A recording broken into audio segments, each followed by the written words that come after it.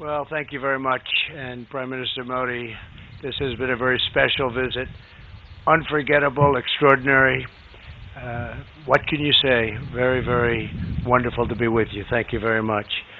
And Melania and I have been awed by the majesty of India and the exceptional kindness and generosity of the Indian people. We'll always remember the magnificent welcome the citizens of your home state showed us upon arrival. It was a profound expression of strength and of real love. Really, it was love. And I think everybody saw that, everybody witnessed that for themselves. The First Lady and I also reflected on the memory of Mahatma Gandhi at his ashram, and this morning in Delhi we laid a wreath in his honor.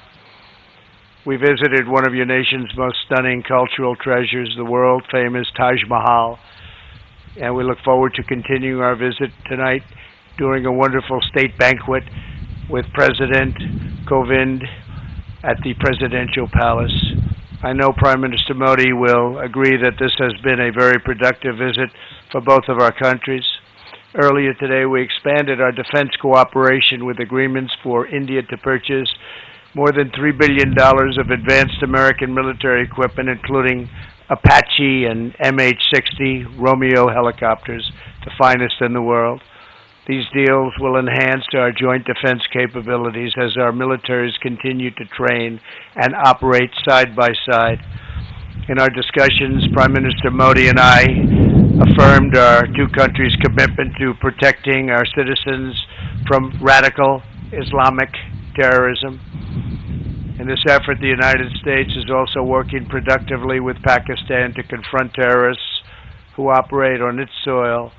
Together, the Prime Minister and I are revitalizing the Quad initiative with the United States, India, Australia, and Japan. Since I took office, we have held the first Quad ministerial meeting. I guess you would call it a meeting, but it seems like so much more than that, an expanded cooperation on counterterrorism, cybersecurity, and maritime security to ensure a free and open Indo-Pacific. As we deepen our partnership with India, we remember that our two countries have always been united by shared traditions of democracy and constitutions that protect freedom, individual rights, and the rule of law.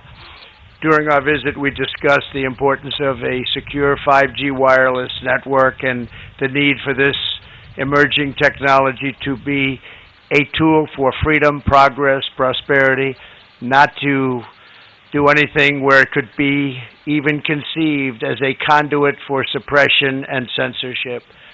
To guarantee that the infrastructure of the future is built in a safe, transparent, and accountable manner, the United States is working with a range of partners, including Australia and Japan, to create the Blue Dot Network, a major initiative to ensure countries around the world to have access to private sector-led, sustainable, and trustworthy options for high-quality infrastructure development, and that's what's happening.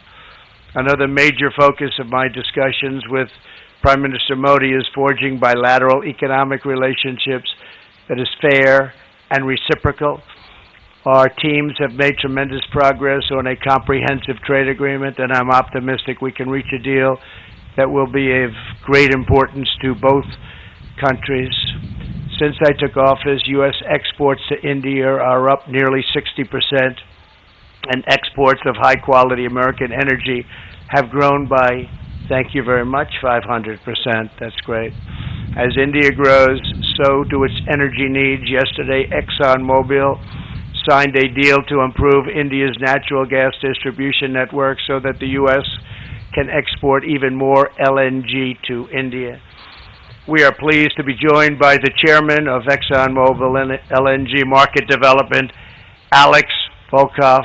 Thank you, Alex, wherever you may be. Where is Alex? Is here someplace? Alex, thank you very much. Thank you very much, Alex. And the CEO of Chart Energy and Chemicals, Jillian Ivanko. Thank you very much. Thank you both. Thank you, Jillian. Thank you very much. That's a big deal, Alex, right? Can you handle it? I think so, right? It's great. To further strengthen our economic ties, the United States is pleased to announce that the U.S. International Development Finance Corporation will be establishing a permanent presence right here.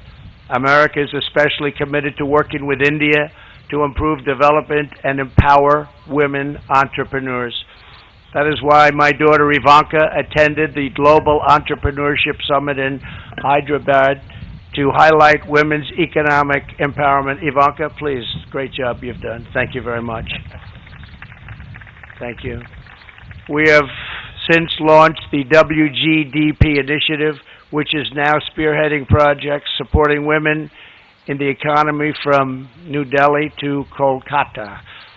In our meetings with the Prime Minister, we discussed and agreed to create a counter-narcotics working group to confront the growing threat of illicit fentanyl and opioid production.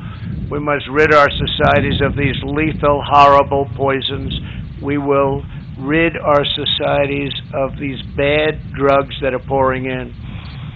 Prime Minister Modi, we have made tremendous advances for our people over the past 2 days, and working together, I know that our two nations will continue to achieve new breakthroughs, unlock new potential, and forge even brighter futures in the years ahead. We think we're at a point where our relationship is so special with India.